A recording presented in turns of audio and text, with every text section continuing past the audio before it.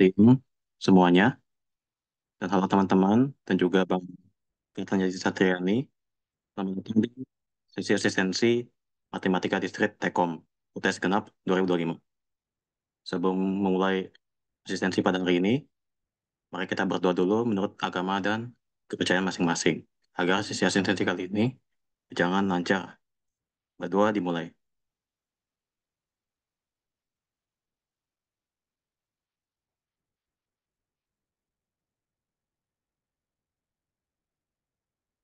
Oke, berdoa selesai. Perkenalkan, saya Michael Christian, dari Teknik Komputer 2024, anggota aktif IKM FTUI 2024 sebagai PP Akproime FTUI 2025 dan akan menjadi moderator pada sesi kali ini. Asistensi Matematika Distrik Tekom hari ini akan diisi oleh Bang Fatanjasi Satriani, Teknik Komputer 2023. Terima kasih Bang sudah meluangkan waktu dan bersedia untuk menjadi pemberi materi. Oke, sebelum memulai, teman-teman dipersilahkan untuk mengisi absensi yang sudah dikirimkan di kolom chat ya. Oke, baik. Untuk mempersingkat waktu, saya persilakan kepada Bang Fatin untuk memulai asistensinya. Terima kasih. Oke, suara gue udah kedengeran ya guys. Udah Bang. Oke oke. Um, oke, Oke, yang gue kenalin ulang, gue Fatan Eza Triani sebagai SA Pro di sini sebagai pengasis untuk matematika diskrit UTS Tekom ya. Nah, mungkin gue izin share screen dulu ya, kalau gitu.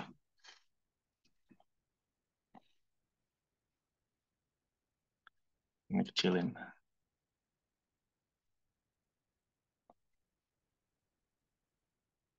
Oke, nah udah kelihatan kan ya? Oke, oke. Mungkin sebelumnya dari beberapa dari kalian mungkin udah lihat diktatnya ya, yang ini ada soal tahun lalu. Nah, tapi kan mungkin tadi gue juga udah ngomong juga sama Vincent dan Mike kalau ternyata materi kalian berbeda ya guys. Jadi bukannya tentang quantifier sama preposition atau kayak proof sama fungsi-fungsi gini, tapi tentang um, nggak bisa gue tentang ini ya, graph, tree sama automata. Nah, oleh karena itu gue udah siapin mungkin gue udah rangkum dan siapin materi kalian nih di PPT ini. Nanti gue juga share PPT-nya kok. Jadi kalau kalian mau baca-baca lagi setelah sini, cuma mungkin di sini gue akan menjelaskan secara singkat dulu. Oke, kita present dulu ya. Nanti kalau ada yang mau nanya-nanya tentang materinya juga langsung potong aja ya guys. Di sini santai aja kok sama gue. Oke, mungkin di sini kita langsung mulai aja ke materi pertama yaitu graph. Nah, jadi ini definisi graph kan. Graph adalah struktur yang digunakan untuk merepresentasikan objek-objek diskrit dan hubungan antara objek tersebut.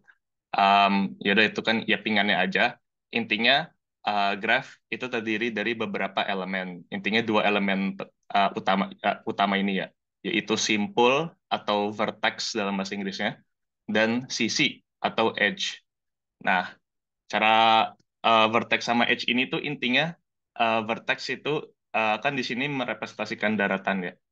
Um, Kalau dalam notasi gambar graf paling simpelnya itu tuh merepresentasikan titik-titiknya. Jadi kayak di sini di contoh titik ini itu vertex tuh A, B, C sama D-nya ya.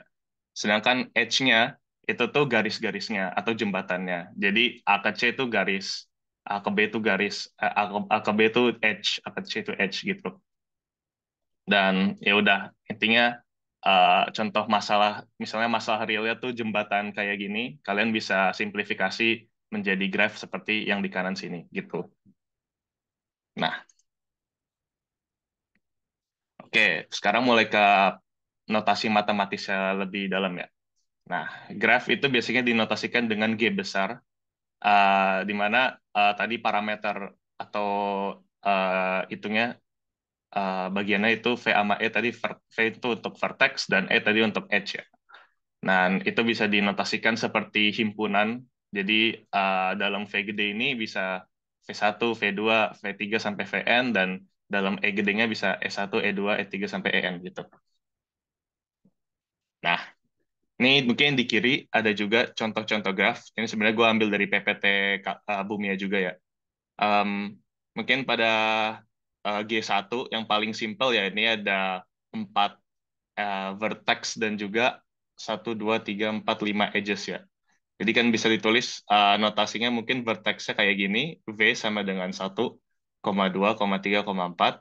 Lalu untuk edges-nya, biasanya kan edges-nya mungkin nggak dinamain ya kalau di soal. Itu tuh kalian notasinya itu pakai dalam kurung lagi kayak gini, lalu hubungan kedua vertex yang dihubungi oleh edge tersebut. Jadi untuk garis yang ini nih, untuk edge yang ini nih, antara 1 sama 2, kalian bisa tulis kayak gini, dalam kurung 1, 2 tutup kurung, gitu. Nah, di sini kan mungkin bisa dilihat ada 1, 2, 3, 4, 5 edges. Ini udah sesuai ya. Edgesnya yang ke 1, 2, yang 1 ke 3, yang 2 ke 3, 2 ke 4, dan juga 3 ke 4, gitu. Nah, untuk mungkin contoh G2 di sini, kan um, edges-nya udah dinamain juga. Nah, kalau udah dinamain kayak E1, E2 gitu, kalian bisa langsung tulis kayak gitu aja gitu. Dan begitu juga untuk G3. Nah, tapi mungkin kalian bisa lihat nih di G2 sama G3 ada kayak mungkin bisa dibilang edges spesial gitu. Contohnya nih di antara 1 sama 3 sama 3 sama 4 tuh ada kayak 2 edges ya, E3, E4 pasangannya, sama di sini pasangannya E6 sama E7. Nah, E3 sama E4 ini itu bisa dinamakan sisi ganda atau multiple edges atau parallel edges, terserah lah mau namainnya apa. Intinya sisi multiple edges ini itu yang menghubungi antara dua simpul atau vertex yang sama gitu. Lalu di G3 ini kan ada edges yang bulat ya. Ini yang E8 ini itu tuh menunjukkan kalau ini jembatannya tuh dari 3 balik lagi ke 3 gitu loh. Ke vertex 3 balik lagi ke 3. Jadi E8 tuh sama dengan 3,3 gitu. Balik ke dirinya sendiri. Ini namanya loop. Karena dia berawal sampai akhir simpul yang sama gitu. Oke, mungkin kita next aja langsung. Nah, selanjutnya ini ada juga jenis-jenis graph ya. Tadi mungkin kalian udah lihat dari G1, G2, ke G3. Kalau G1 itu bisa dibilang namanya itu simple graph. Itu graph yang tidak memiliki tadi multiple edges tadi, dan ya cuma edges edges satu-satu doang gitu. Lalu ada juga yang namanya unsimple graph. Nah, unsimple graph ini bisa dibagi lagi menjadi 2 tipe. Itu multigraph yang mengandung sisi ganda atau parallel edges seperti yang di G2 tadi ya. Lalu ada juga pseudograph. Pseudograph itu graph yang memiliki tadi ya looping seperti yang di L8 di G3 ini ya. Nah, lalu mungkin berdasarkan orientasi sisinya juga ada perbedaan ya guys. Ini tuh intinya cuma uh, apakah grafnya memiliki arah. Contohnya di yang G4 sama G5 ini kan ada panah-panahnya ya. Jadi kalau yang tadi, yang G1, G2, G3 itu namanya undirected graph, karena nggak memiliki kayak panah-panahnya gitu. Tapi kalau untuk G4, G5 ini itu namanya directed graph atau digraph. Itu memiliki orientasi arah. Gitu. Mungkin di sini juga ya udah ditunjukin semua, dan ya itu, intinya gitu sih. Mungkin next aja.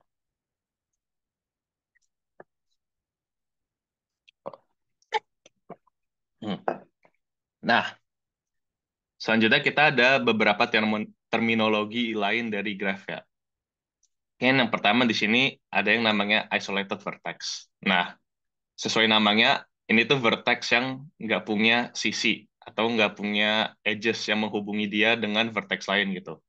Contohnya ini di uh, G3 ada simpul 5. Dia titik sendiri, vertex sendiri, cuma nggak ada jembatan yang menuju ke dia dari vertex lain. Namanya isolated vertex. Nah, selanjutnya ada juga bertetangga atau adjacent. Dua simpul bisa dikatakan bertetangga jika keduanya terhubung langsung oleh sebuah sisi. Nah, ini tuh intinya um, apa ya? Contohnya ini kan simpul 1 dengan 2 dan 3 kan bertetanggaan, tapi yang 4 tidak. Intinya ini adalah yang terhubung langsung dengan satu edge ya, gitu. Jika untuk simpul lain dia terhubung lebih dari harus lewat lebih dari satu edge, berarti dia nggak adjacent. Nah, selain adjacent, ada juga incident atau bersisian. Dia bisa dikatakan bersisian jika uh, apa namanya E sama dengan U, V itu bersisian jika simpul U dan simpul V gitu. Nah, contohnya nih sisi 2,3 ya. Berarti yang ini ya. Itu tuh bersisian atau insiden dengan uh, simpul 2 dan 3 gitu. Nah, oke lanjut. Di sini ada juga null graph atau graph kosong. Ya ini intinya adalah graph yang nggak punya sisi ya. Jadi titik-titik doang atau vertex doang. Mungkin next. Oke, ini terminologi lagi. Ada juga degree dari graph atau derajat. Itu jumlah sisi yang bersisian dengan sebuah simpul. Mungkin langsung aja contohnya di sini ya.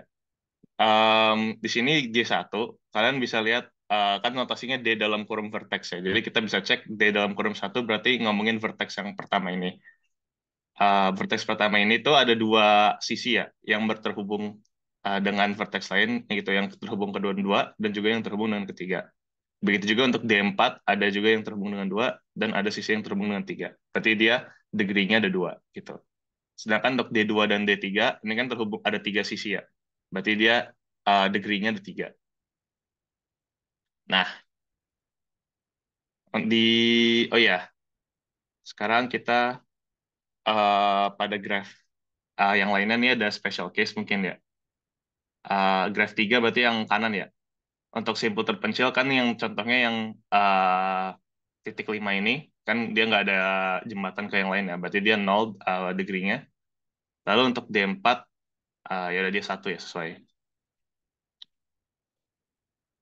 Nah, oke, mungkin untuk yang G2 ini, kalian bisa lihat ya, D1 berarti titik vertex satu ini ya, yang saya lingkarin. Itu kan ada E1, E2, sama E3. Tapi E1 sama E2-nya kan tetap ke vertex yang sama ya, yaitu 2. Nah, itu tapi tetap terhitung 2 degree yang berbeda ya. Jadi kalau ada, misalnya satu ini emang terhubung sama 2 doang, cuma ada E1 sama E2. Itu berarti degree-nya tetap 2 ya, bukan satu. Memang di sini kan ada E3 juga, berarti degree-nya 3. Lalu untuk D3, di sini degree-nya 4. Kenapa 4? Kan ini cuma E3, E4, sama E5 ya untuk di vertex 3. Nah, itu soalnya uh, sisi gelang atau loop yang E5 ini, itu tuh dianggap sebagai 2 gitu. Saya lihat ini, sisi gelang loop dihitung berderajat 2. Sehingga untuk vertex 3 ini, degree-nya tuh E3, E4, sama E5 dan E5 lagi gitu. Karena dia bolak-balik. Jadi dia degree-nya ada 4.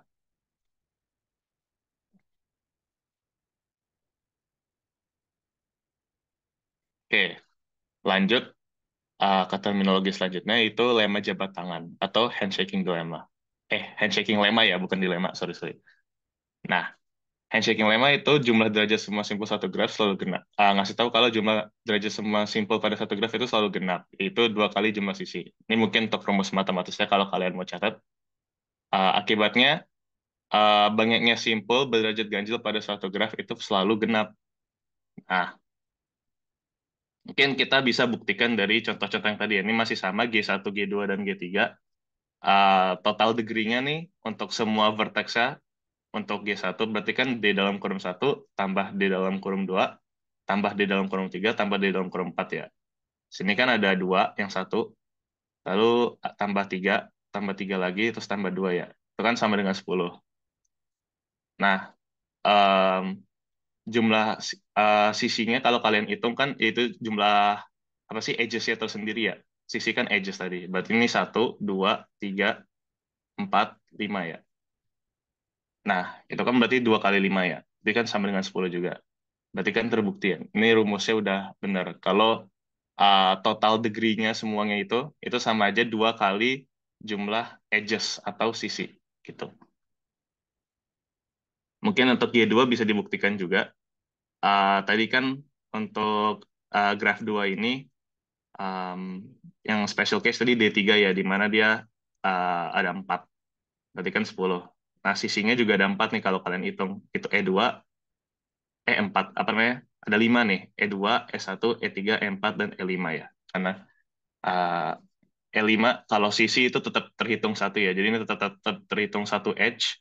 Cuma kalau di degree dia terhitung 2 gitu. Intinya itu aja sih yang kalian harus bedain apa itu degree dan apa itu edge itu pas di kasus kayak gini yang ada jembatan looping gini tuh ke vertex diri sendirinya. Nah, untuk G3 mungkin ini sama aja, nggak ada yang spesial. D5-nya kan titik sendiri, jadi dia 0 ya. Jadi um, ininya hasilnya 8, itu jumlah sisinya juga 1, 2, 3, 4, jika dikali 2 sama dengan 8 juga. Jadi benar.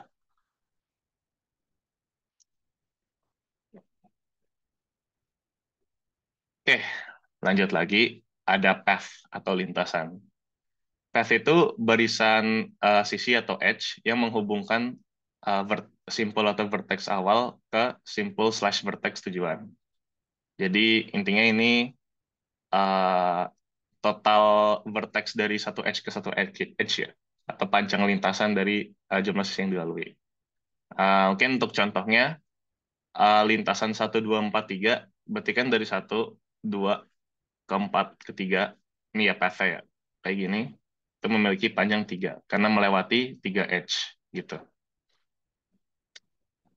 Lalu circuit atau cycle, itu terus basically lintasan juga, cuma dia harus berawal dan berakhir di vertex yang sama. Jadi contohnya circuit tuh path yang dari 1, ke 2, ke 3, ke 1. Jadi 1, 2, 3, 1. Balik lagi ke 1. Gitu. Mungkin itu perbedaan dari path sama circuit. Nah, lalu ada juga connected. Ini bisa dibilang kayak semacam jenis yang bisa membedakan graph. Kalau graph yang connected, itu graph yang jika untuk setiap pasang simpul VI, VJ, itu selalu ada lintasan yang menghubungkan keduanya. Jika dia nggak connected, berarti nggak semua pasangannya terhubung. Nah, contoh yang nggak terhubung kan bisa dilihat di sini ya. Kalau ini 1, 2, 3, 4 kan sebenarnya terhubung semua ya. Cuma 5, 6, 7, 8 nggak gitu. Intinya gitu aja sih. Mungkin next ya. Oke, mungkin cukup dari situ aja terminologi dari graph. Itu kan pure teori aja, jadi ya mungkin itu hafalan aja ya. Ntar kalau kalian dibolehin cheat sheet, boleh aja masukin di situ. Nah, sekarang kita langsung masuk ke representasi. Nah, representasi graf ini bisa dilihat, kita tuh bisa pakai yang namanya matriks. Nih. Dan jenis-jenisnya juga ada berbeda macam ya. Yang pertama nih mungkin contohnya ini adjacency matrix ya, di mana n kali n-nya itu merepresentasikan jumlah simpul. Jadi matriks kan pasti apa namanya ya, panjang sama lebarnya sama ya, karena gedungnya ukurannya n, dan n-nya itu jumlah simpul atau titiknya nih, gitu. Dan isi matriksnya tuh cuma 0 sama 1 ya, bisa dilihat di contoh-contoh sini. Enggak ada itu kalau grafnya kayak gini. Nanti untuk graf yang nggak simple bisa 2 atau lebih. Cuma kalau grafnya simple bisa cuma 0 sama 1 isinya. Dan uh, cara ngisinya itu jika terdapat um, apa sih namanya edges-nya yang menghubungi antara kedua vertex itu.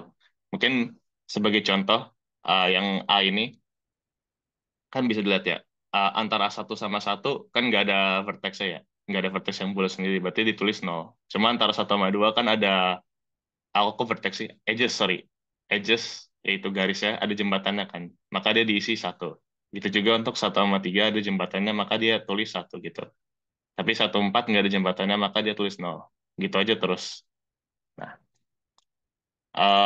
gunanya kelebihan dari ini kan, jadi kalian bisa lihat ya, mungkin kalau misalnya ada vertex yang sendiri kayak gini, kelihatanku kalau dia nggak punya edges ke vertex lainnya, jadi dia 0, 0, 0, 0, 0 semua gitu loh. Jadi mungkin bisa simple lihat, dan juga kalau mungkin kalau lihat diagonalnya, untuk mengecek apakah ada vertex yang ke diri sendiri, kalian tinggal lihat diagonal aja. Kayak diagonal kan pasti 1 sama 1, 2 sama 2, 3 sama 3, dan selanjutnya gitu. Jadi kalian bisa, kalau 0 semua berarti nggak ada vertex yang looping ke dirinya sendiri gitu. Nah, tapi itu mungkin untuk kelebihannya ya. Untuk kekurangannya, mungkin kalian bisa nyadar sendiri kalau ini tuh kayak agak redundant matriksnya. Karena bottom half-nya, segitiga bawahnya ini pasti sama dengan top half-nya ya. Jadi sebenarnya kalian nggak harus nulis matriksnya full, tapi kalian nulis kayak segitiga bawahnya aja. Karena eh, ya untuk simple graph ya, 1,2 sama 2,1 kan pasti sama ya, gitu loh. Jembatannya yang sama, ngomongin jembatan yang sama. Jadi jika ada jembatan dari 2 ke 1, pasti ada jembatan dari 1 ke 2, gitu loh. Jadi agak redundant di situ. Nah, tadi kan baru bahas simple graph, mungkin ini untuk non-simple graph-nya. Intinya sesuai yang gue bilang tadi, kalau ada multiple edge, kayak mungkin 1 ke 3 ini kan ada E3 sama 4. Jadi kalian hitung dua-duanya gitu. Jadi di sini contohnya kan ada dua, dan uh, kalau ini yang looping gini, kan tadi kalau derajat nih looping dianggap dua ya. Tapi kalau di edge, ini masih dianggap satu. Karena ini kita memang ngitungin edge dulu, jadi L8 yang antara 3 ke 3 ini masih terhitung sebagai satu gitu di matriksnya. Jadi dia terhitung dari satu, dan kalau ada yang inputnya dua, itu artinya memang ada dua edge yang menghubungi vertex tersebut gitu. Mungkin itu aja untuk adjacency matrix.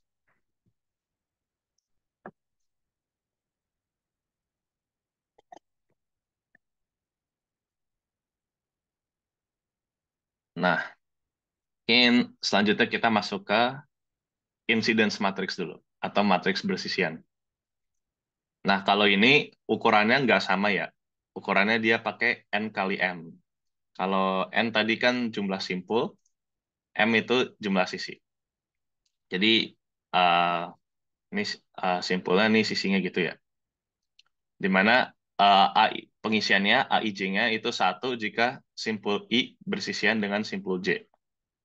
Jadi mungkin ini contohnya antara satu sama S1, berarti dia sentuhan ya. S1 tuh sentuhan sama satu gitu. Dan S1 sama 2 kan sentuhan juga ya, karena emang itu jembatannya antara satu sama 2, tapi kepada 3 sama 4 dia nol, karena dia S1 cuma hubungin satu sama 2. Mungkin gitu aja sih. Jadi bisa lihat dari teori situ, um, matriks ini pasti setiap kolom tuh satunya maksimal ada dua doang. Bukan maksimal sih, pasti ada dua. Karena kan satu jembatan cuma bisa ngehubungin antara satu vertex dengan vertex lainnya, atau enggak vertex itu ke diri sendirinya ya. Jadi emang tiap kolom ini maksimal cuma ada dua ininya ya, apa namanya, yang bernilai satu gitu. Ini nggak lengkap ya bang, ini nggak nulis N6 ya. Ya udahlah. Ini mungkin salah kesalahan dari PPT-nya, harusnya ada N6 di sini, terus satunya di 4 doang ya, karena kan dia sama 4, empat sendiri gitu. Ya udahlah. Mungkin itu kesalahan dari PPT-nya, mungkin bisa di note. Oke, mungkin itu untuk incidence matrix. Nah, sekarang kita masuk ke adjacency list. Nah, dari namanya sendiri, ini kita pakai bentuk list ya sekarang, udah bukan matrix lagi. Dan, aduh, sini untuk setiap simpul, kita membuat list yang berisi simpul-simpul bertanggal lainnya. Uh, Mungkin langsung aja ke contohnya. Di sini bisa lihat simpul 1, vertex 1, itu bertetangga dengan 2 sama 3. Lalu untuk 2, dia bertengah nama 1 sama 3, dia tulis 1,3. Dan untuk simpul 3, dia bertengah nama 2, 1 sama 4, jadi tulis 1, 2, 4. Dan untuk 4, dia hanya bertengah nama 3, jadi tulis 3 aja. Gitu. Dan untuk 5, karena dia nggak bertetanggaan, dia ditulis strip aja. Mungkin itu untuk adjacency list. Ini untuk contoh dengan simpul gandanya, nggak berpengaruh ya. Jadi kan intinya mau simpulnya ganda atau cuma satu doang, yang penting dia bertetanggaan, dia masuk ke listnya gitu. Bukannya ditulis kayak 1, 2 atau 1, 2 lagi ya. Cuma tulis 1, 2, terus ya udah itu aja gitu. Nggak usah ditulis duanya 2 kali. Mungkin itu aja.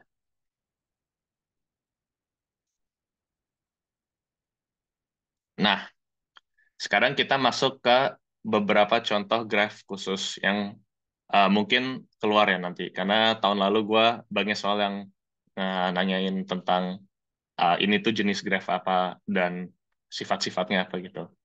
Nah, ini mungkin di PPT kalian ada beberapa graph khusus, ini cuma 4 ya isinya. Oh, nggak ada lebih. Tapi ini ada 4 yang pertama. Mungkin gue jelasin dari yang pertama tuh graph lengkap atau complete graph. Ini notasinya biasanya pakai K dan besarnya pakai N. Complete graph ini dari namanya sendiri itu sifatnya, pokoknya semua vertex ini itu tuh terhubung dengan vertex lainnya. Jadi jika contohnya K3 ini, satu vertex pasti mempunyai dua jembatan ke dua vertex lainnya. Lalu untuk K4, karena ada 4 vertex, satu vertex pasti terhubung ke ketiganya, berarti pasti memiliki 3 jembatan gitu. Juga untuk K5, berarti dia satu vertex pasti memiliki 4 jembatan ke vertex lainnya. Lalu untuk K6, dia pasti memiliki 5 jembatan ke vertex lainnya gitu. Jadi dia pokoknya perfect graph lah, complete ya. Lalu untuk graph lingkaran atau cycle graph, dia biasanya pakai C, dan untuk jumlah simpelnya pakai N juga. Um, Bedanya ini semua vertexnya tuh memiliki dua jembatan ke dua vertex terdekat gitu. Jadi simpulnya pasti semua simpulnya tuh berderajat dua ya. Jadi ini intinya mengakibatkan dia semua grafnya kayak sebuah bangun datar gitu. Jadi jika ada tiga berarti dia mirip segitiga. Kalau ada kotak, uh, kalau ada empat dia berarti mirip persegi. Kalau ada lima dia mirip pentagon ya namanya. Gitu dan seterusnya gitu. Nah, itu untuk complete graph sama cycle graph cukup simple. Lalu untuk regular graph, jadi regular graph ini sifatnya tuh semua simpel memiliki derajat yang sama. Contohnya ini mungkin ada apa ya namanya, ya segitiga lah ya. Tapi dia ada 4 titik. Nah, jika satu titik misalnya titik atas ini kan ada 3 ya.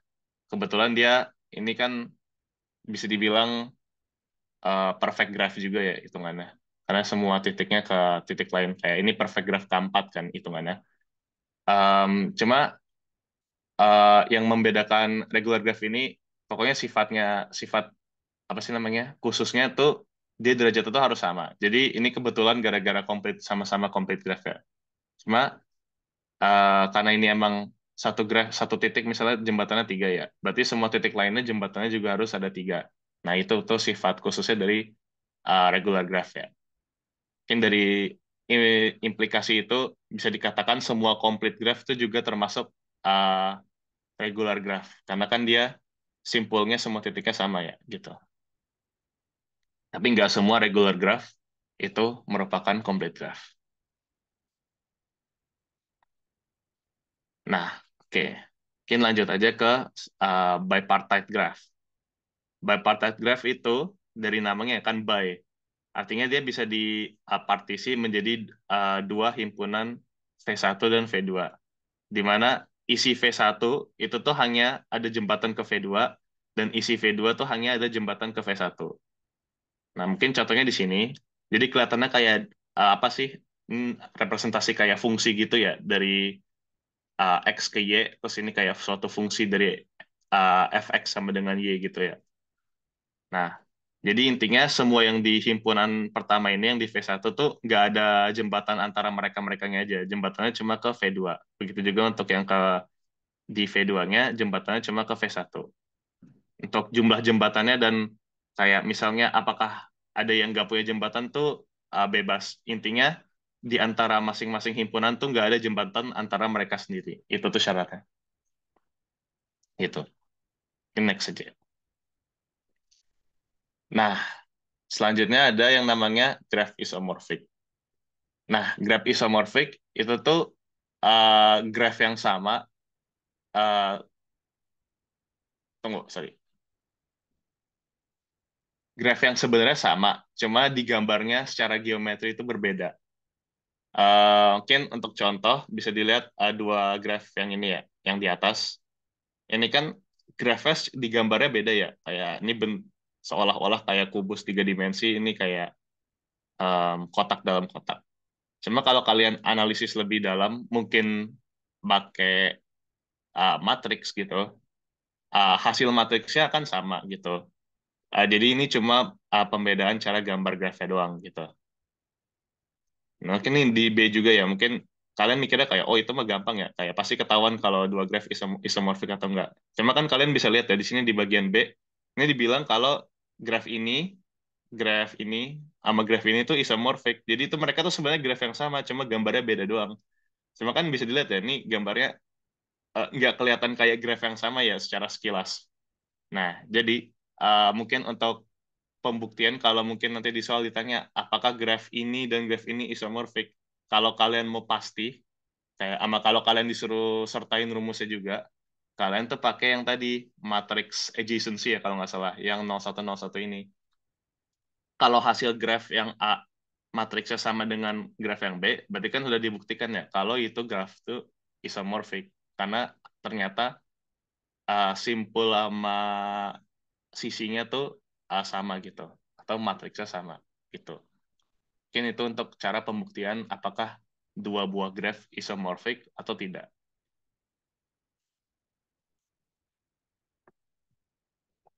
Gua minum dulu ya, sorry.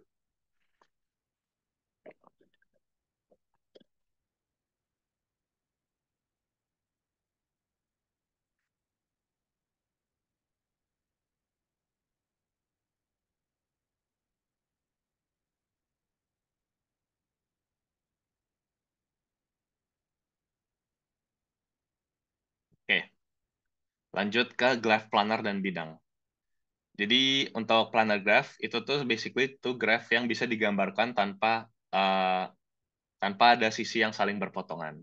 Jadi mungkin contohnya di K4 ini kan tadi kan untuk graph ini kalian bisa lihat ya ada dua sisi yang berpotongan di tengah sini.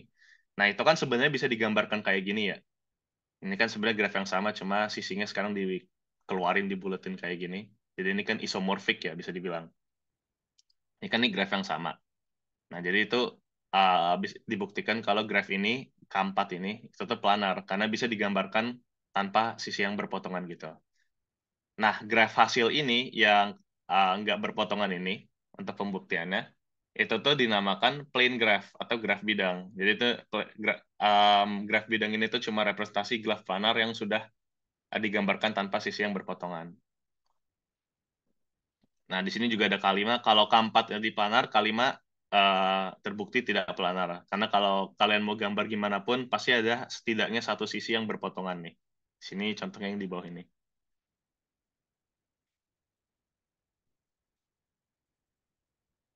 Nah, selanjutnya ada juga eh, sebuah rumus ya, namanya rumus Euler. Di sini dikatakan kalau untuk graf planar yang terhubung, hubungan antara N, E, dan F itu ini ya, N min E plus F. Untuk penjelasannya mungkin bisa dilihat di sini. Edges-nya kan 11 ya. Edges tadi garis satu jembatan. Mungkin kita bisa hitung ya. Ada 1, 2, 3, 4, 5, 6, 7, 8, 9. Ini 10. Terus yang ini 11. Jadi garisnya ada 11. N titiknya ada 7. 1, 2, 3, 4, 5, 6, 7. Lalu F atau wilayah ada 6 ya. Di sini mungkin dinotasi pakai R ya. R1 wilayah R1 itu wilayah 1, terus ini wilayah 2, wilayah 3, wilayah 4, wilayah 5, sama wilayah 6 tuh yang di luarnya gitu loh. Jadi outside-nya juga dihitung suatu wilayah gitu. Uh, Maka sesuai dengan rumus Euler tadi yang N min E plus F sama dengan 2, hasilnya bisa dilihat buktinya benar ya. 7 min 11 plus 6 itu sama dengan 2. Nah, mungkin gitu.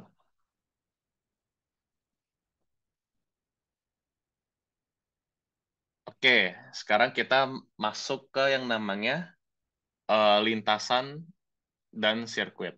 Tadi sedikit sebenarnya lintasan udah dijelasin tadi ya yang di terminologi yang path. Jadi mungkin gue fokus ke nggak sih sebenarnya lintasan yang di sini tuh ada juga dijelasin kalau ada dua macam ya. Itu yang Euler dan juga yang Hamilton. Dan ini Euler Hamilton ini juga bisa dalam bentuk sirkuit. Nah, bedanya tuh apa? Kalau Euler itu tuh ngomongin sisi, kalau Hamilton itu tuh ngomongin simpul. Intinya ingetin dua itu aja. Ini tahun lalu soalnya keluar soalnya dan banyak yang nggak bisa jawab ya. Jadi ini mungkin cukup penting ya. Kalau lintasan ya udah kan lintasan pokoknya lintasan Euler tuh ngomong kalau lintasan tersebut tuh harus melewati setiap sisi tepat satu kali. Jadi dia tuh harus lewatin semua sisinya satu kali. Terus lalu untuk Hamilton, dia tuh harus lewatin semua simpulnya tepat satu kali. Jadi nggak boleh nol kali, nggak boleh dua kali, nggak boleh lebih dari satu kali, harus satu kali gitu. Ntar biasanya kalian harus suruh membuktikan apakah suatu graf memiliki kayak lintasan Euler atau memiliki lintasan Hamilton, atau merupakan sirkuit Euler atau sirkuit Hamilton. Nah, apa sih bedanya lintasan tadi sama sirkuit? Nah, sirkuit tuh basically kan kembali ke awal ya. Jadi untuk Euler, dia tuh kembali ke simpul awalnya setelah melewati semua sisi. Kalau Hamilton, dia tuh kembali ke simpul awal setelah mengunjungi semua simpul. Jadi dia tuh harus mengunjungin, kalau Hamilton ya, dia ngunjungin semua simpul kan ya. Cuma simpul awal kan mulainya startnya sama N-nya dari simpul tersebut ya. Jadi bisa dibilang simpul awal sama akhirnya tuh dikunjungin dua kali karena kan dia start sama N di situ gitu loh. Mungkin ada contohnya nggak ya? Oh ya, ada contohnya di sini. Nah, eh mungkin gua ini agak banyak ya. Ya udah nggak apa-apa lah. Untuk graf A mungkin ya di sini, lintasan Euler-nya adalah bisa dilihat ini dari 3 ke 1 ke 2 ke 3 ke 4 ke 1. Itu kan melewati semua edges-nya ya. Jadi itu bisa dibilang lintasan Euler. Grafnya memiliki lintasan Euler. Ya karena dia melewati semua edge sekali, tapi nggak peduli simpelnya dia lewatin dua kali atau enggak. Yang penting edge-nya aja gitu. Dan bukan shortcut juga ya, karena dia start sama end-nya di vertex yang berbeda. Dan untuk graf B, ya udahlah, ini kalian cek aja sendiri. Intinya dia juga bisa memiliki lintasan Euler gitu, di mana dia mulainya dari satu, terus akhirnya ketiga. Nah, kalau circuit nih bisa dilihat contohnya di sini, eh yang di graf C ya, dari satu ke dua ke tiga, empat, tujuh, tiga, lima, tujuh lagi, enam, lima, dua, enam, satu. Nah, itu kan berarti dia bisa dilihat ya tadi, dia lewatin semua jembatannya. Selain itu dia juga balik ke satu. Maka itu di graf ini bisa dibilang merupakan sirkuit Euler gitu. Itu juga untuk D. Nah, kalian coba aja tuh lihat sendiri. Kalian bisa lihat nih, solusinya itu mulai dari A, terus balik lagi ke A gitu. Terus, apa ya? Oh ya, di sini contohnya untuk yang Hamilton ya. Yang graf A, 3, 2, 1, 4. Berarti 3, 2, 1, 4. Nah, yang ini kan jembatannya kita nggak lewatin ya tadi kalau kalian lihat 3, 2, 1, 4. Tapi kan ingat tadi syarat Hamilton tuh cuma samperin semua titiknya, semua vertex ya. Jadi bodo amat kalau jembatannya ada yang nggak dilewatin, yang penting titiknya semuanya dilewatin dan cuma sekali ya. Jangan lewatin satu titik dua kali. Gitu untuk Hamilton. Mungkin itu aja sih.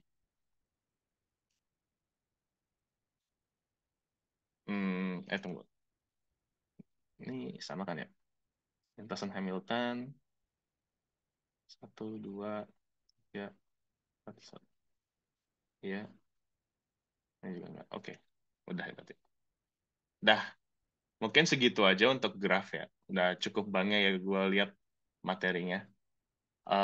Mungkin sebelum gue masuk ke tri ya, karena sebenarnya tri sama automata jauh lebih dikit materinya. Ada yang mau nanya nggak tentang graf terlebih dahulu?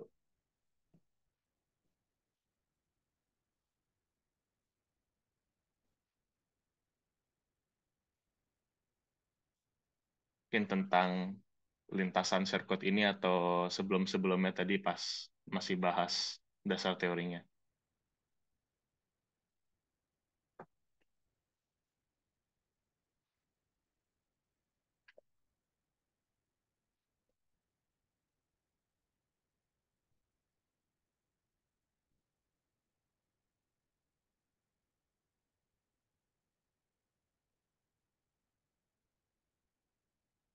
Oke, nggak ada ya paling. Ya udah. Mungkin nanti kalau ada yang mau nanya langsung aja apa namanya potong aja ya karena gue nggak bisa lihat Zoom ya karena gue masih share screen. Oke, kalau gitu kita lanjut ke materi keduanya ya tadi tree atau pohon. Nah ini tenang aja, tree sama nanti selanjutnya nggak bakal sebanyak tadi graph ya. Pokoknya materi paling banyak di graph lah di teori. Nah, jadi tree itu apa sih? Tree itu intinya sebuah graph ya. Ini kan kalian lihat nih titik, ada vertex, ada edge simbolismenya. Itu kan graph juga ya. Nah, tapi tree itu kayak sebuah jenis graph yang tak berarah, jadi nggak ada panah-panahnya ya. Uh, Terhubung yang tidak mengandung sirkuit. Jadi tadi kan udah gue jelasin ya sirkuit itu apa. Nah, jadi basically itu nggak ada sirkuit yang uh, melintasi semua titiknya terus balik lagi gitu kan sirkuit syaratnya itu ya.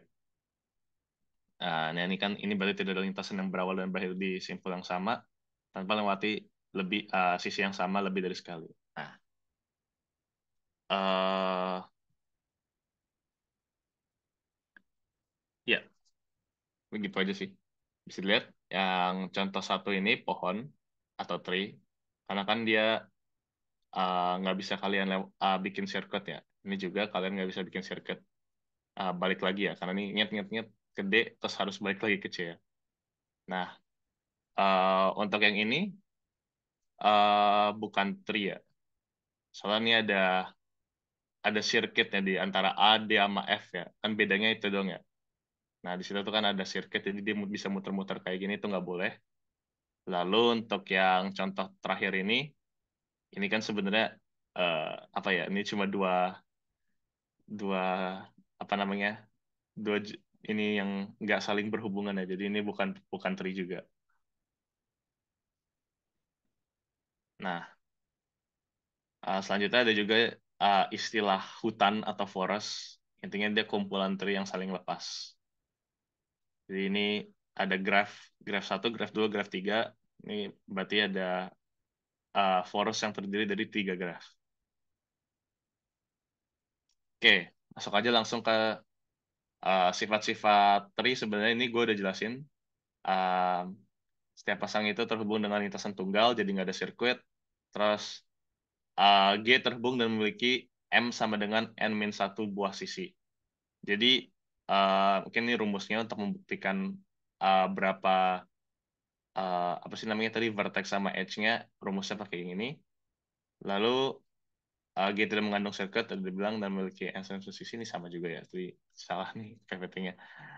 Lalu terakhir G terhubung dan semua sisinya adalah jembatan. Jika satu sisi dihapus, maka grafen jadi tak terhubung. Benar.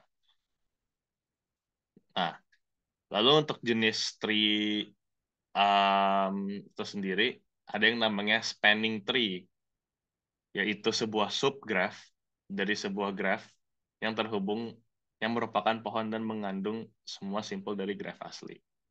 Jadi mungkin di sini contohnya, ini kan ada graph ya, graph yang keempat tadi, complete graph yang keempat.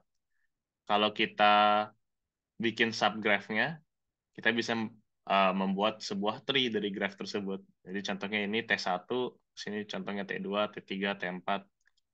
Jadi itu yang dimaksud dengan spanning tree. Subgraph dari sebuah graph yang penuh gitu. Nah, lanjut. Ada juga yang namanya routed tree. Nah, ini mungkin yang tree yang kalian pikirkan awal ya. Kalau kalian ngomongin, uh, kan kalian udah lewatin alproc juga ya. Kayaknya udah tahu dah ini uh, data structure-nya ya. Di routed tree itu pohon di mana simpulnya dilakukan sebagai akar dan sisanya seperti kayak mengarah menjauh dari akarnya gitu. Jadi kayak seolah-olah dia memiliki yang namanya struktur hierarkis kayak gini ya. Oke, mungkin itu untuk routed tree. Dan untuk terminologinya ini kan ada banknya ya. Ada parent sama child.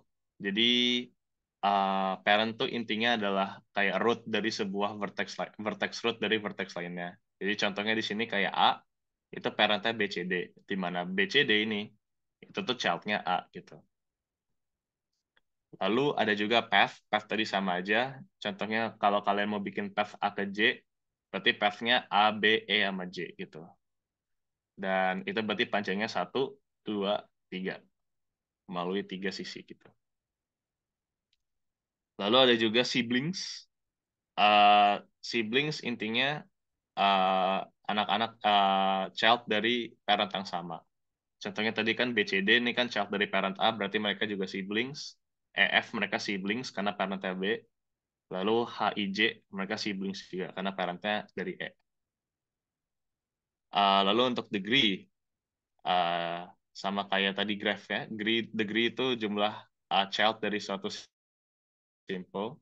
Contohnya A, childnya tadi 3, berarti dia degree-nya 3. B itu childnya 2, berarti dia degree-nya 2. Lalu untuk C, karena dia nggak punya child, berarti degree-nya 0. Selanjutnya ada leaf. Leaf itu vertex yang nggak memiliki child, berarti vertex-vertex akhirnya nih H, I, J, F, C, sama G itu merupakan leaf ya, karena mereka di paling ujung. Lalu ada juga internal node, ini basically yang vertex yang memiliki child, jadi kebalikannya dari leaf. Berarti semua yang bukan leaf itu node, kalau semua yang bukan node berarti leaf ya. Contohnya tadi A, B, E, sama D ya, yang punya child. Gitu. Oke,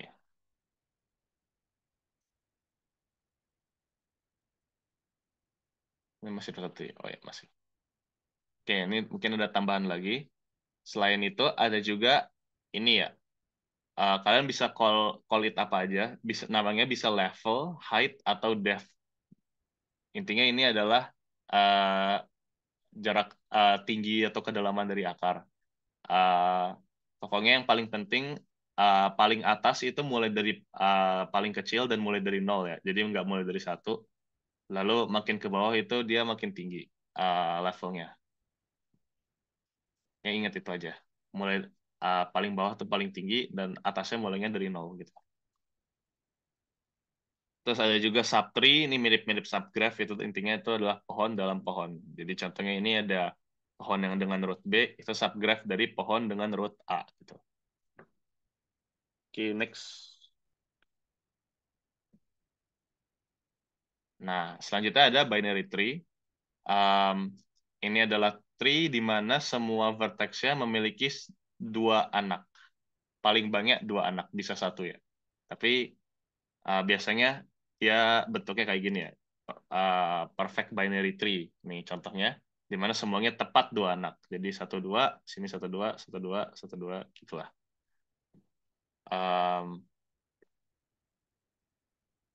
Terus juga ada yang namanya balance binary tree, di mana tinggi subtree kiri dan kanan dari setiap simple berbeda maksimal satu. Jadi uh, T2 tuh bisa dibilang termasuk balance binary tree, cuma kalau udah kayak gini dia bukan bukan bukan balance ya, karena lebih dari dua perbedaannya gitu.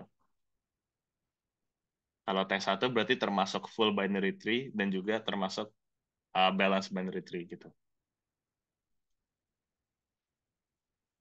Oke, ini untuk jenis-jenis tree traversal. Ini mungkin kayak sebenarnya ini kayak materi alprok dikit, cuma kayak teorinya doang.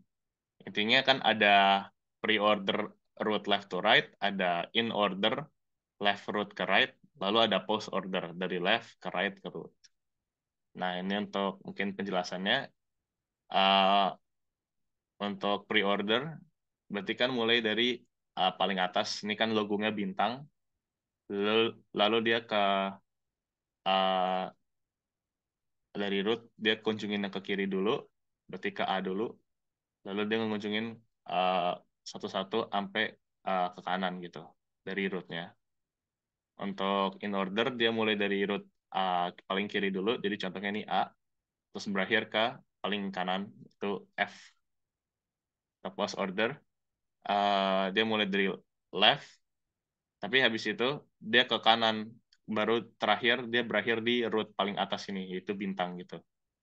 Jadi itu untuk perbedaan-perbedaan tree traversal. Harus ini nggak keluar sih, cuma ya ini tadi termasuk materi jadi gue masukin aja.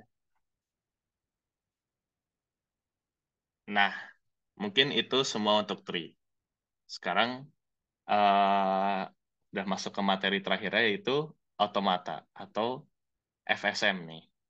Nah, ini juga sebenarnya kan materi kayak DSD kalian belajar ini ya kalau nggak salah. Jadi harusnya kalian udah paham-paham banget lah FSM sama representasinya kayak table sama diagram gini. So, mungkin gue jelasin aja nonetheless. Jadi FSM secara definisi sendiri itu model matematika yang digunakan untuk merepresentasikan mesin atau komputasi, di mana dia memiliki komponen-komponen berikut ya, yaitu state, start state, input, dan juga fungsi transisinya. Untuk representasinya, seperti yang kalian tahu, bisa dalam table, bisa dalam diagram. Kita lanjut aja. Nah, di MATDIS ini, yang kalian pelajarin, ada FSM bisa dibagi kayak dua macam. Satunya itu FSM with output, dan nanti ada juga yang without output. Untuk yang dengan output sendiri, intinya ya udah setiap state itu dia menghasilkan output juga gitu loh. Jadi bukan dari state ke state langsung next state, tapi setiap state itu ada outputnya juga yang harus diperhatikan. Di mana uh, ini untuk fungsi matematisnya juga seperti ini ya. Jadi M sama dengan S, I, O, F, G, dan S kecil 0 gitu. S tuh himpunan-himpunan state-nya, jadi S tuh kayak S0, S1, S2, bla bla bla. Itu input-inputnya, O tuh outputnya, F kecil tuh fungsinya, G itu fungsi outputnya. Oh ya, F tuh kecil tuh kayak menentukan state berikutnya. Kalau G itu menentukan outputnya. Lalu S0 tuh dibutuhkan untuk menentukan state awalnya gitu. Mungkin untuk contoh di PPT-nya ada yang ini ya, yang vending machine ya. Mungkin kita baca dulu ya soalnya. Dia bilang vending machine ini bisa direpresentasikan dengan state SI, di mana I itu S0 sampai S6. Oke. Terus dikasih juga jika where SI is the state where the machine has received 5 E cents. Oke. The machine starts with S0, berarti ini state awalnya, with 0 cents received. The possible inputs are, inputnya berarti ini 5, 10, 25, O dan R ya, orange button dan red button. Lalu outcome-nya, O-nya ya berarti, adalah noting direpresentasikan dengan N, 5, 15, 20, 25, orange juice atau apple juice. Oke, di sini kan udah dijelasin semua himpunan-himpunannya dan fungsinya juga ya. Fungsinya sama outputnya juga. Nah, setelah itu kan berarti kita udah bisa langsung gambar dong state-nya gimana. Dimana dia mintanya awalnya S0, kalian bisa masukin tadi ya input-inputnya. Berarti bisa O, bisa R, bisa 5, 10, sama 25. Lalu kalau nambah 5 berarti ke S1, kalau nambah 10 ke S2, nambah 25 langsung ke S5 ya. Jadi kan tadi sesuai dengan ininya ya tadi yang SI, di mana SI mesin artinya mesinnya udah receive 5 e-cents. Berarti di S1 dia udah menerima 5, di S2 berarti dia udah menerima 10, ini udah 15, 20, 25, 30 gitu. Bisa dilihat dari semua panahnya itu udah terbukti ya. Jadi ini kan jedangnya 5 ya, 5,n, 5,n, 5,n. Terus sini yang jedangnya 2, 10n, 10n, 10n, 10n, dan begitu juga untuk yang 25 ya. Jedangnya 3 berarti. Untuk tombol O sama R-nya juga udah sesuai ya. Kalau kalian belum bayar sampai S6 sampai 30 sen, berarti kalau kalian klik tombol O sama R-nya tadi untuk minta jus-nya, nggak bakal keluar apa-apa. Dia bakal stay di state tersebut ya. Di sini contohnya yang OR, OR, OR, sampai S5, dia bakal stay di state tersebut. Baru ketika kalian udah bayar 30 sen di S6 ya, mau kalian pakai 5, terus pakai 25, atau 5, 5, 5, 5, 5, atau 10, 10, 10, 10, 5 gitu. Pokoknya kalau kalian udah dapat 30, baru kalian bisa mencet O sama R supaya dapat orange juice dan apple juice outputnya. Lihat sini. Gitu. Itu mungkin untuk contoh aplikasi dari FSM with output. Nah, ada juga tadi yang saya bilang FSM with no output. Ini mungkin lebih gampang ya. Kalau sama output kan tadi rumit ya. Kalian harus ngejelasin path-nya dari input plus output yang dihasilkan. Kalau ini kan cuma ngasih tahu inputnya saja. Nah, mungkin selain itu perbedaan FSM tanpa output tuh keberakhirannya ditandain dengan adanya final state. Jadi um, pokoknya nanti ada yang namanya final state lah, di mana state akhir ini ditandai dengan lingkaran ganda. Jadi kayak bulat terus bulat lagi. Oke, mungkin ini definisi formalnya sama kayak tadi M sama dengan SI F S0-nya sama, tapi ada F di sini, yaitu himpunan state akhirnya. Nah, di sini kan dibilangnya himpunan ya. Artinya apa? Artinya state akhirnya tuh nggak harus satu gitu. Berarti yang lingkaran bulat-bulat ini tuh nggak harus satu. State akhirnya tuh nggak harus satu. Bisa jadi dua atau lebih gitu. Jadi mungkin contohnya yang di sini ya. Gue zoom mungkin karena gambarnya kecil. Nih, state diagram for FSAM ini where S-nya tuh state-nya ada 4 ya nih. S0 sampai S3. Inputnya ada 0 sama 1. Final state-nya ada 2 nih. S0 sampai S3. Gitu. Dan transition-nya itu shown di tabelnya. Bisa lihat ini hasil diagram mesinnya, FSM-nya, di mana S0 sama S3-nya karena final state dia dibuletin 2 kali gitu. Dan ya S0 kan juga termasuk start ya, jadi dia bisa mulai dari S0 juga gitu. Nah, untuk aplikasinya di PPT dibilang ini untuk yang namanya language recognition. Di sini language recognition tuh masih yang simple-simple ya maksudnya. Mungkin contohnya dalam biner, kalian tuh bisa dengan logika FSM no output ini bisa bikin sebuah mesin yang hanya nerima kayak password tertentu gitu. Contohnya yang ini ya mungkin contohnya dia cuma nerima jika masuk ke state akhirnya jika inputnya 1 atau 01. Nah, di sini kalian bisa lihat di diagram hasilnya kayak gimana. Jika kalian mulai dari S0 nih ya, terus kalian input 0, hasilnya kan ke S1 ya. Terus kalau kalian input 1, hasilnya ke S2, yaitu final state-nya kan tadi. Berarti benar dong, kalau kalian input 01, hasilnya ke final state. Lalu gimana kalau kalian dari awal input 1 langsung? Ini bisa lihat ada jembatannya langsung. Loh, kalau kalian input 1, langsung ke S2-nya juga. Berarti berhasil kan dia masuk ke final state-nya. Tapi jika kalian inputnya 0 dan 0, kalian malah ke S3 sini. Atau jika kalian inputan pas kalian udah nyampe S2 nih, kalian coba input lagi, input 0 lagi atau input 1 lagi. Kalian malah keluar dari final state tersebut terus malah ke S3 ini. Dimana karena kalau kalian inputnya udah pasti bukan 1,01 ya, karena kalian pasti inputnya udah lebih dari 2 digit kalau lewat sini ya. Maka kalian tuh masuk ke S3 ini, di mana ini S3-nya tuh kayak prison gitu loh kalau kalian kalian lihat ya. Dia nggak bisa balik lagi ke final state-nya, karena password kayak bahasa yang kalian kirim ke inputnya, itu tuh udah nggak sesuai dengan parameter yang diinginkan, yaitu 1 atau 0 dan 1.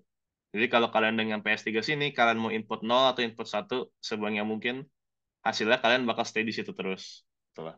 Jadi kalian nggak bakal nyampe ke file state-nya. Gitu. Ini itu contoh untuk aplikasinya ya. Nah, selain itu nih ada contoh lain ya.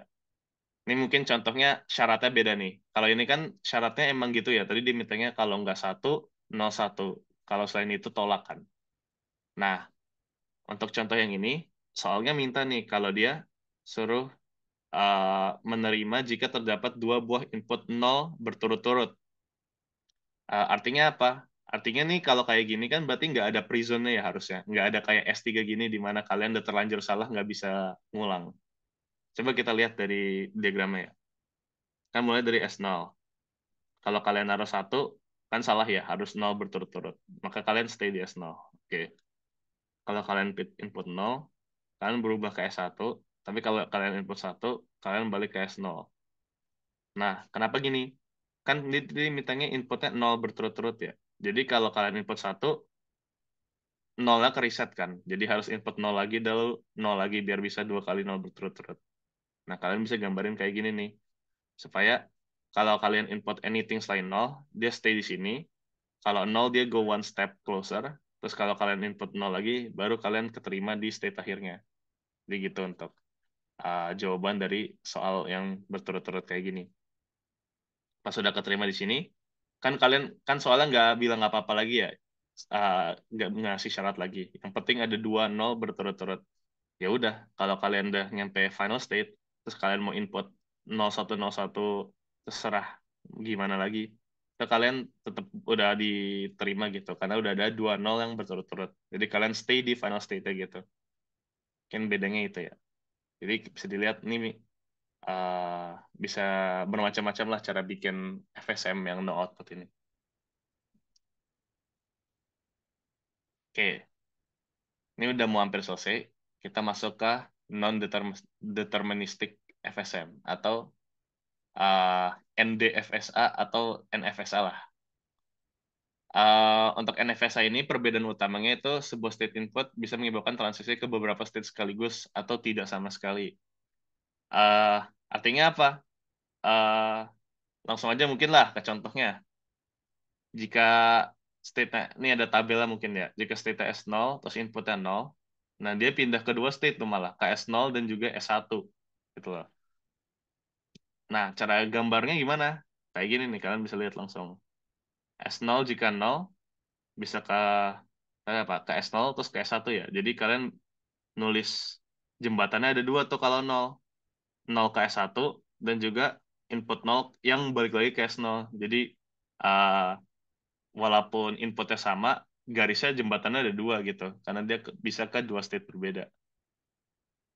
Gitu juga untuk yang S1 jika input satu, S2 jika input satu, dan S3 jika input 0 di sini nih ya, sampai 3 state ya. Coba kita lihat ya nih. S3 dengan input 0. Ada satu nih yang ke S2, ada satu yang ke S0, dan ada satu yang ke S1, sesuai dengan ininya ya. Jadi ya jembatannya bisa unlimited kan, karena masing-masing input bisa ke infinite amount of states gitu, sebanyak-banyaknya. Nah, mungkin itu untuk bedanya NFSA ya. Nah, tapi kalian bisa merubah NFSA kayak yang tadi gitu, kayak yang ini, balik lagi ke yang DFSA, yang deterministik gitu. Kayak tadi lah finite state machine yang seperti biasa gitu. Nih, untuk step NFSA selalu ada DFSA yang equivalent. Artinya keduanya bisa diinput yang mengenali bahasa yang sama persis, berarti inputnya sama lah. NFSA dapat dikonversi ke DFSA menggunakan yang metode namanya subset construction. Apa itu subset construction?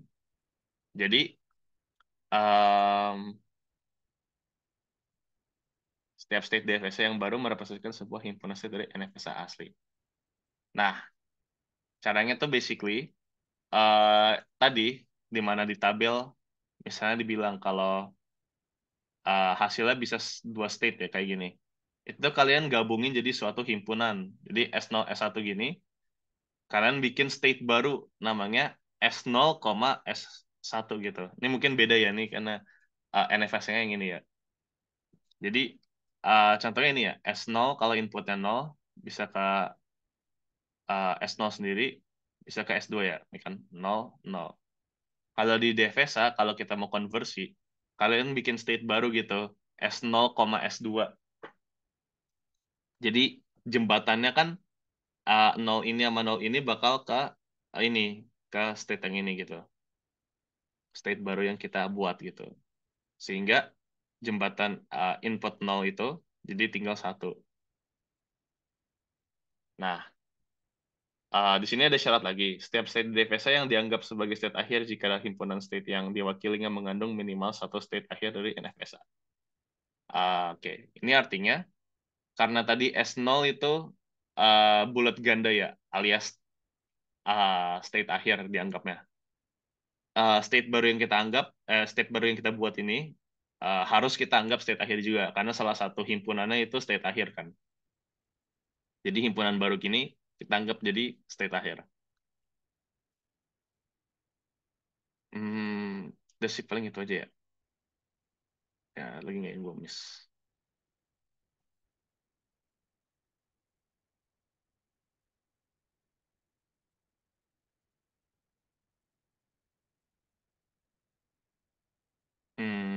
Enggak sih. Paling ini aja sih. Eh apa namanya? Hasil input dari state baru ini itu kan gabungan dari kedua himpunannya ini. Kalau kalian lihat S0 kan tadi kalau kalau misalnya inputnya 0 kan ke yang S0 S2 tadi ya. Jadi dia balik lagi ke diri sendiri. Terus kalau inputnya 1 dia baliknya ke S1 ya. Eh, tunggu.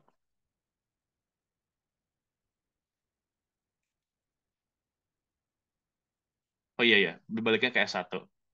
Lalu untuk S2 kalau 0 kan nggak ada apa-apa, tapi baliknya ke S4. Nah, ini bisa lihat nih satunya langsung ke input baru ini nih, yang S1, S4. Jadi kalian buat state baru juga untuk menangani hasil satunya kan ke S1 dan juga ke S4. S1-nya tadi yang dari S0, S4 tadi yang dari S2. Jadi kalian bikin yang baru kayak gini nih, S1, S4 gitu. Nah, ini juga termasuk final state karena tadi S4-nya termasuk final state juga. Oke, mungkin itu untuk semua materinya ya.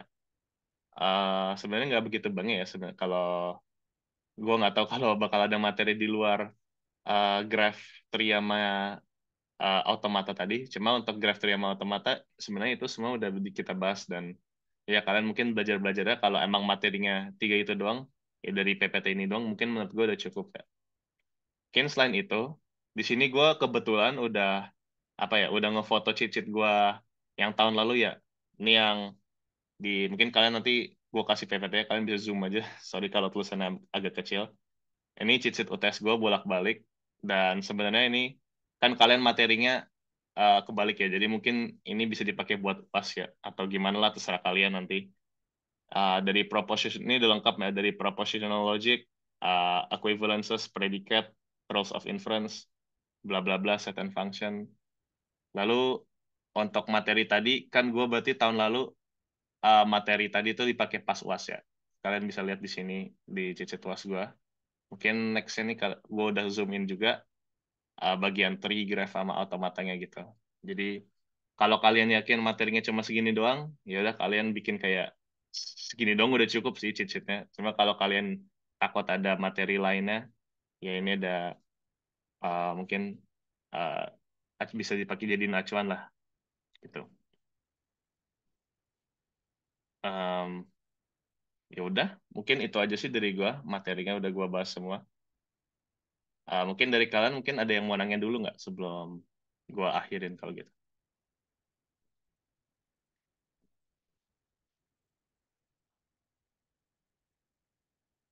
Cukup gampang sih kayaknya nih amatis ya dibanding Kindere kali ya. Tuh kayaknya banyak yang struggle.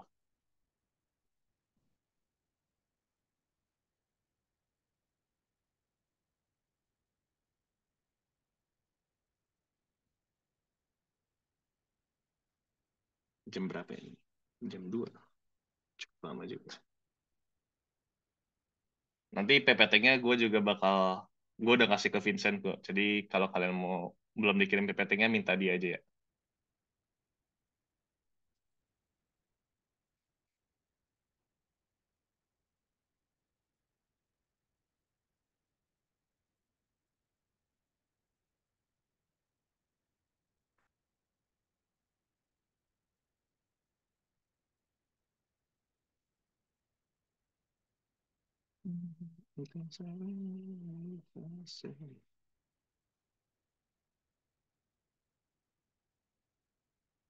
Eh, BTW kalian dosennya sekarang masih Bumi apa Payan ya? Kalau boleh tahu.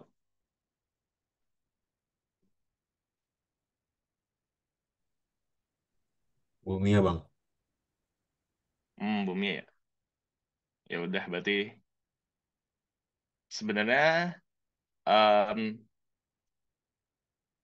kalau Bumi ya bolehin cheat sheet ya kalau nggak salah.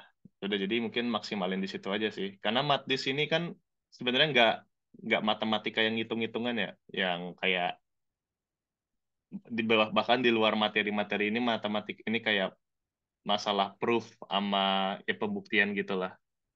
Jadi ya menurut gue ini banyak hafalannya sih. Jadi kalau bisa kalian maksimalin di cheat-sheetnya gitu. Karena ya gue juga sebenarnya nggak begitu menguasain matematik sih dulu. Tapi ya buktinya gue bisa dapat nilainya lumayan lah, dapat A kan. Jadi uh, ya itulah tadi, hatamin materinya aja. Kalau Bumia soalnya pas itu ya, kan materinya beda ya. Cuma pas gue soalnya lumayan gampang sih menurut gue. Kayak si Bene itu kalau kalian tahu dia selesai 30 menit doang UTS-nya. Terus dia keluar duluan. Jadi ya, ya nothing to be scared about lah kata gue sih ini mati sini. Dibanding DR ya mungkin.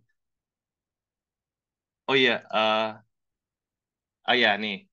Ini ada soal-soal tahun gue ya. Sebenarnya ini kan hitungannya soal UAS ya, karena materi gue soal UAS. Ini ada beberapa yang gue sempat screenshot, karena kan pas itu gue pakai laptop ya. Jadi mungkin kalau kalian mau uh, belajar-belajar lagi, siapa tahu soalnya sama ya. Jadi bisa lihat-lihat di sini. Dan mungkin kalau nggak ada pertanyaan lagi, gue tutup aja kali ya. Mungkin itu aja kali ya dari gue. Terima kasih sudah memperhatikan. Dan ini ada kontak gue juga kalau mungkin mau nanya-nanya lagi. Terus ya udah itu aja. Selamat belajar guys. Sekian dari gue ya.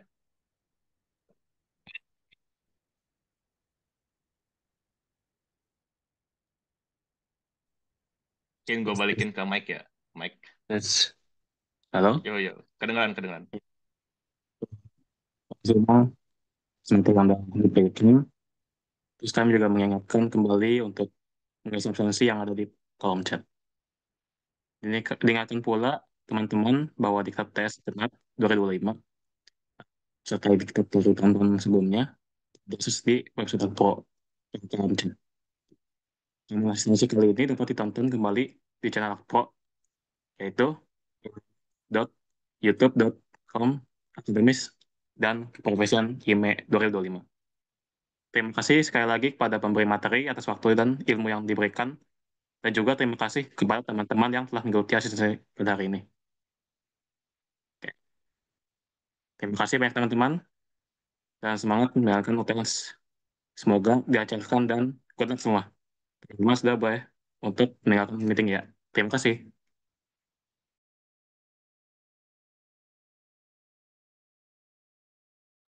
Oke, dadah guys.